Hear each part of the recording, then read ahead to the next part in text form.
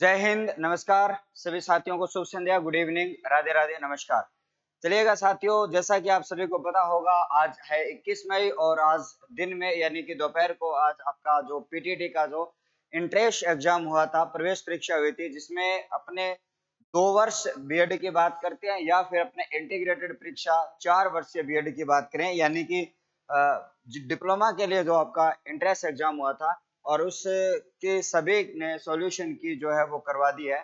और साथ ही साथ में आपने भी अपने पेपर को मिला लिया होगा और पेपर में जब बैठे थे तो आपको शायद आसान महसूस हो रहा था या किसी को हार्ड महसूस हो रहा था या फिर बराबर का लेवल था।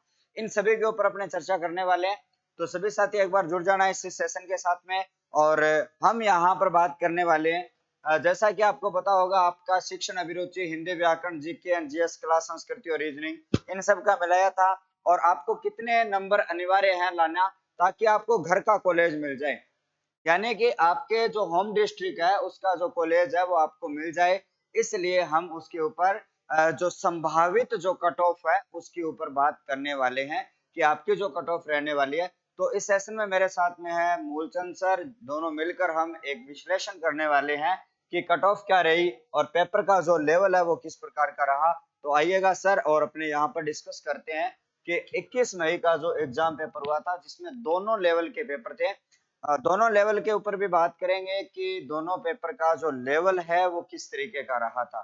तो हम यहाँ पर मूलचंद जी से अपने जानते हैं। बिल्कुल, नमस्कार भाई, सभी साथियों को नमस्कार, राधे राधे। एक बार देखो साथियों, आपको वैसे पता चल चुका होगा कि इसका जो लेवल है वह कैसा रहा। जिन साथियों ने पेपर दिया है उनको विशेष रूप से पता होगा। अब हिंदी वाला थोड़ा सा लेवल जो है वो तो आप सर बताएंगे, लेकिन देखो मैं आपको जीके का लेवल, क्योंकि दोनों शिफ्ट जो रही आपकी 2 ईयर वाली और 4 ईयर वाले, दोनों का पेपर मैंने आपको जीके का सोल्यूशन करवाया था।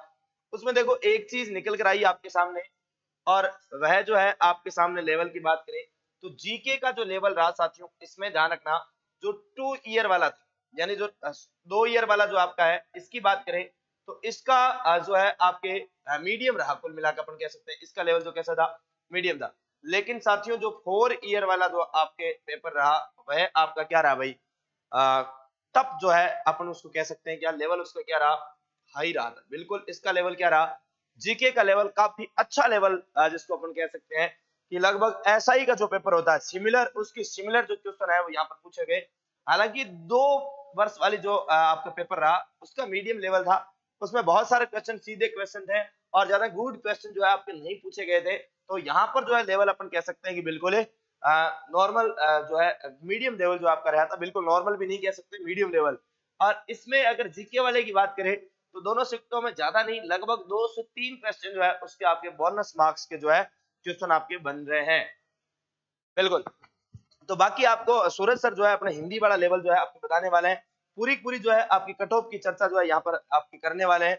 तो आप पूरी पूरी चर्चा जो है, बाकी चर्चा आपके साथ कौन करेंगे, सूरज सर जो आपकी चर्चा करने वाले हैं। तो देखिएगा सर, जैसा कि कह रहे थे कि जीके का पेपर है वो थोड़ा सा टफ रहा होगा, और वैसे भी देखा जाए तो 4 वर्ष वाले जो बच्चे थे उसमें केवल और 12th पास वाले बच्चे थे, उनके लिए तो वैसे ही पेपर का जो लेवल है वो आपका हाई रहने वाला था। लेकिन अपने बात करते हैं ना कि जब मैं आपको पहले बताऊं कि 4 वर्ष वाला जो आपका हिंदी का जो पेपर हुआ था और साथ ही साथ में अपने टीचिंग एप्टीट्यूड के पेपर की बात करते हैं, तो उन सभी के ऊपर अपने बात करेंगे अच्छी तरीके से। हिंदी का जो लेवल था इनका औसतन था, क्या था, एवरेज था।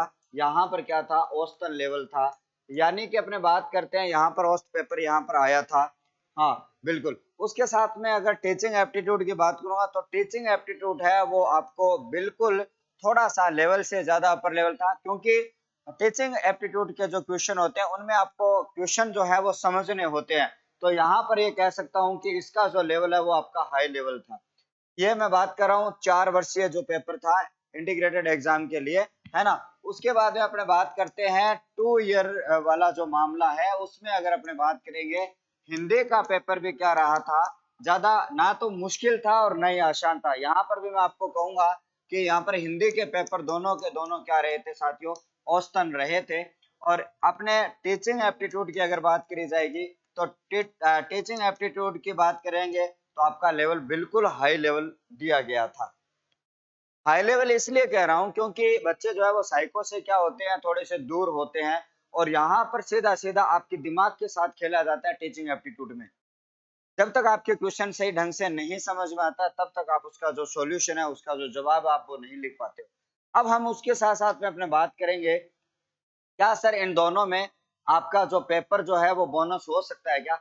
तो मैं यहाँ पर पूरे पेपर की बात करता हूँ, फर्स्ट शिफ्ट की बात करें, यानी कि अपने फर्स्ट की बात करते हैं, 4 इयर्स वाला जो पेपर है, उसमें अगर बात करूं तो टोटल अगर मिलाया जाए तो 5 क्वेश्चन आपके बोनस जाएंगे। पक्का कह रहा हूँ, 5 क्वेश्चन आपके बोनस जाएंगे। दोनों लेवल के बाद आपका जो पूरा जो 200 का क्वेश्चन है, 5 नंबर तो पक्के जाएंगे, जिसमें हिंदी भी शामिल है। हिंदी वाले में 1 या 2 क्वेश्चन, दो क्वेश्चन की एवरेज यहाँ पर जाने वाली है, इसमें बोनस वाली। अब हम यहाँ पर 2 वर्षीय बीएड की अगर बात करी जाए तो फिर से मेरा जो आंकड़ा वो है यहीं पर ठहरेगा कि 5 क्वेश्चन जो है वो आपके बोनस वाले यहाँ पर रहने वाले हैं।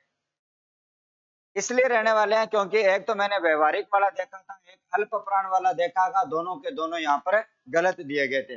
अब हम यहाँ पर बात करते हैं प्यारे साथियों कि कट ऑफ जो है वो क्या रहने वाली है। संभावित कट ऑफ आर्ट और साइंस के हिसाब से अगर देखा जाए, अगर आर्ट और साइंस के हिसाब से देखा जाए तो कट ऑफ कैसे रहती है। आर्ट की कट ऑफ है थोड़ी लो रहती है, और साइंस की जो कट ऑफ है वो क्या रहती है, हाई रहती है। तो मैं आपको बता देता हूँ कि यहाँ पर जो साइंस की जो कट ऑफ है वो थोड़ी सी हाई रहती है, और आर्ट की जो कट ऑफ है वो क्या रहती है, थोड़ी सी लेवल की रहती है, या मतलब हाई से थोड़ी सी कम रहती है। अब यानी कि पिछली जो कट ऑफ है उसके बारे में अगर मैं आपको बताऊं, यानी लास्ट ईयर की जो कट ऑफ है पहले वो बताता हूं। ठीक है, यहाँ पर अपने चलते हैं साथियों, लास्ट कट ऑफ के ऊपर बात करते हैं। यानी कि लास्ट ईयर जो आपकी कट ऑफ रही थी वो क्या रही थी, तो जनरल कैटेगरी की अगर बात करी जाए प्यारे साथियों, तो आपकी लास्ट साल आपकी 380 प्लस रही थी जनरल कैटेगरी। ये कट ऑफ आपको इस हिसाब से बताई जा रही है जिसमें आपको आपका नजदीक का कॉलेज यानी फर्स्ट चॉइस वाला कॉलेज जो है ना, ठीक है, ये जो कट ऑफ आपको बताई जा रही है कि फर्स्ट चॉइस वाला जो कॉलेज है वो आपको प्राप्त करना है, तो यहाँ तक के नंबर आपको क्या करने होंगे, लेने होंगे। ठीक है साथियों, यहाँ पर अगर देखा जाए तो ये आपकी क्या है, मेल कैंडिडेट की है, और ये आपकी फीमेल कैंडिडेट की है। यहाँ पर आपकी 350-55 के लगभग यहाँ पर फीमेल कट ऑफ जो है जनरल वालों की रही थी, लास्ट ईयर की बात कर रहा हूँ। इसके साथ साथ में अपने बात करते हैं ईडब्ल्यूएस। ईडब्ल्यूएस की बात करेंगे तो ईडब्ल्यूएस का थोड़ा ही अंतर यहाँ पर देखने को मिला था। यहाँ पर महिला वर्ग में आपके इस तरीके की कट ऑफ जो है लास्ट ईयर आपको देखने को मिली थी, संभावित मैं आपको लगभग बता रहा हूँ। इसके साथ साथ में आपका ओबीसी और एमबीसी जो है, ओबीसी और एमबीसी जो है यानी कि 2022 की कट ऑफ मैं बता रहा हूँ आपके लिए, ध्यान में रखना।